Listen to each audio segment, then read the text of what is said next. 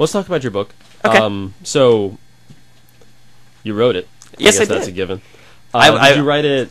Was this a work in progress over the course of the band's career? Or did you decide you were going to sit down and just pound out your memoirs? No, this is what happens when bitterness and boredom collide with a job that allows you a lot of free time. If you can picture me, those of you who've never met me, just little guy with a ponytail banging on his computer until the keys break because he's angry he no longer has a creative outlet. That is more or less the writing process. When I was in the band, my writing process was very simple. You put on a blank page in Microsoft Word, you put a bottle of wine next to you, and you just drink wine and write stuff until the computer screen starts to bleed. And if it doesn't, then you just pass out and you're asleep. So ultimately, you're just trying to find. It's very imperative. It's the kind of thing you have to do very, very quickly. Because if you think too hard about your own life, you're not going to think you're very interesting, and you won't finish it. So yeah, it happened. I literally wrote it in 6 weeks after the band was over.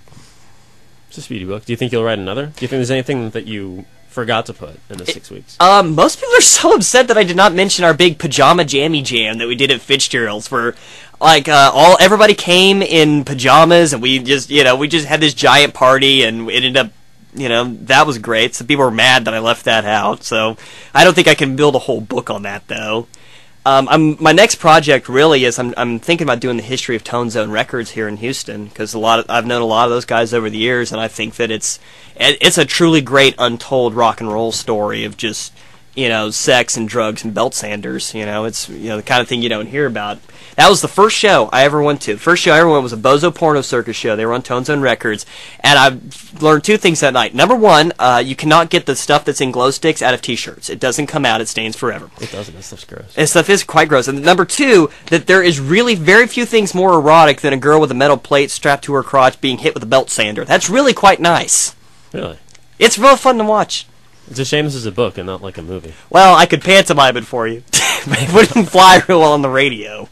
Oh, radio. Always coming up against its limitations. Well, I guess we're almost out of time. Shoot, we got started on this late. But another thing I wanted to ask you. You're involved in the Rocky Horror scene in Houston, definitely. That comes up a lot in your book.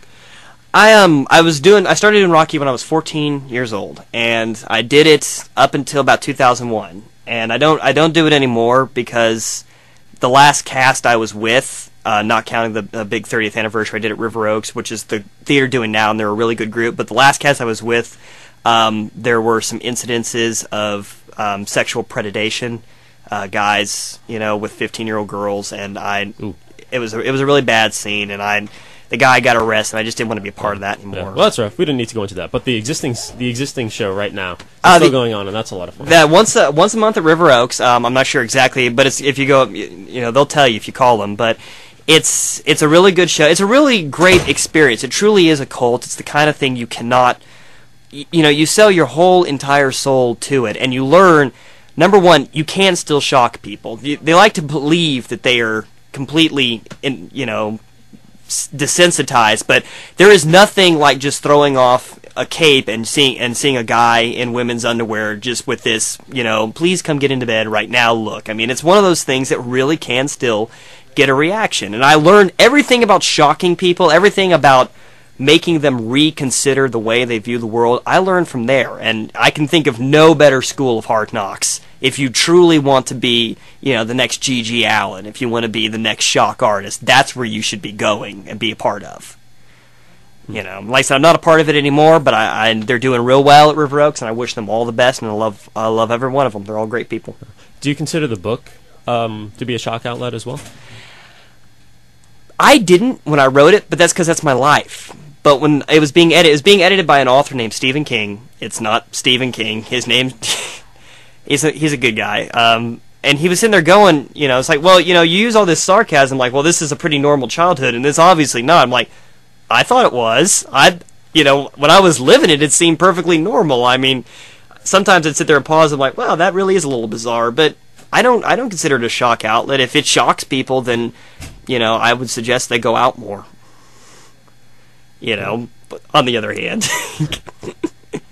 So in the book, one thing I did want to check up on. In the beginning of the book, you mentioned that there's one lie somewhere in the text. I don't know if you actually inserted one lie or is this just like a covering thing, but I looked through, and I'm pretty sure it's the line about the security guard that had a talking car.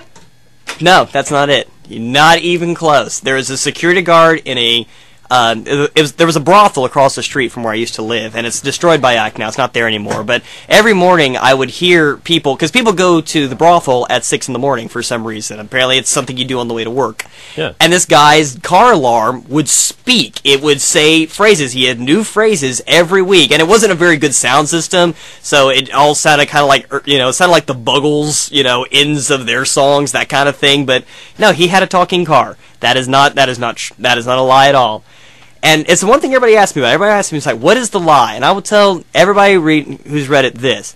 The lie could be anywhere in that book, including in that disclaimer. So, I'm not going to tell you. Gosh. But if you want to guess, there is something I said happened to the band that I made up completely a long time ago, and I promised I would never reveal that it was a complete and utter work, that it was a complete fake. It was just something I was using to screw with the media at the time, including you, actually, now that I think about it. So, all right, well, I'm going to go look through my tapes and look through the book and compare the stories. If we want to get the book, it's called The Bible Spelled Backwards Does Not Change the Fact That You Cannot Kill David Arquette. That's correct, right? That is correct. And I'm listed as Jeff with one F as the author. That's Jeff with one F spelled out. You get it on Amazon. You can also hit me up on Facebook under my real name, which is Jeff Rauner, R-O-U-N-E-R. So, and I wanted to say my real name because my grandmother thinks that I'm ashamed of my family name or something. That's when I started going by Jeff with one F, but that's not it. That's just a nickname I've had my whole life. Yeah, well, that story's in the book, too. I remember reading that one. Yep. It's a great book. It's a cool read. It's got a lot of really entertaining stories. It'll teach you how to build a toilet paper cannon if you should desire to. That's in there, yeah. And now I know how. I find it very interesting. I mean, I've been playing your music for a while, and you were on the local show.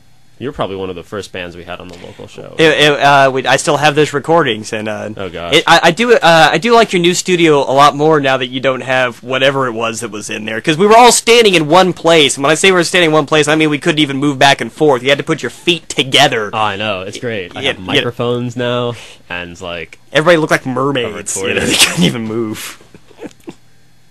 It was really interesting reading about the backstory to the band. I'm glad that you enjoyed it, Ian. You've been one of those people who's chronicled our career. You've grown up with us, and it's been a lot of fun. I always enjoy coming down here to KTRU. I did not know that you guys put commentary in our CDs. Oh, which sometimes they do. Yeah, because that one says gag, and I'm kind of wondering if that's short for something, or if somebody just went, I don't like you. Who knows? But in any case, thank you again for coming back to the station. Thank you, Ian. It's been a pleasure. This has been